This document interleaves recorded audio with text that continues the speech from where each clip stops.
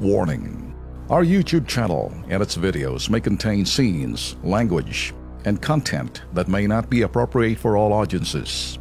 These videos include surveillance footage, undercover pursuit of suspects, actual police and rescue operations, and fearless confrontations. If you do not approve of the content, please do not watch our videos. If you wish to continue, we strongly advise that you proceed with caution. Viewers' discretion is advised. Ito ho, sa atin naman public service, sa reklamo ho ng mga commuters at motorista po dyan na dumadaan po sa Novaliches, yung mga pasaway na jeepney driver at barker kasi dyan gumagawa ng illegal na terminal. Hoy! Umayos po kayo dyan ha, panoorin po ninyo to.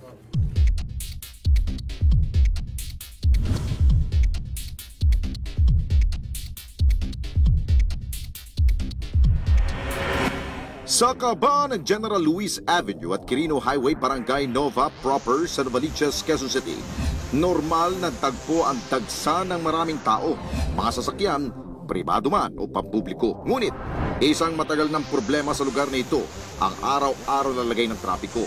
Mabagal at usad pagong ang paggulong ng mga sasakyan. Ngunit, ano nga ba ang dahilan?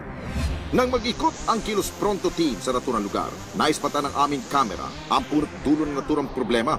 Ang mga pampaserong jeep kasi, abay kung saan-saan na lamang pumaparada at nagsasakay ng kanilang mga pasahero.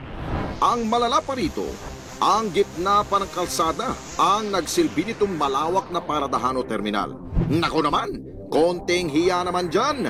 Ang barker na ito, abalang-abala pa sa pagtatawag ng mga pasahero. Kaya pala, ang traffic sa lugar matagal bago umusad. Kailan kaya may sisita sa mga jeep na ito? Maging sa barker na yan na ang lakas manghingi ng pamasko tong sa pagtulong nila sa pagsisikip ng traffic dyan. Kilos pronto mga otoridad sa Novaliches!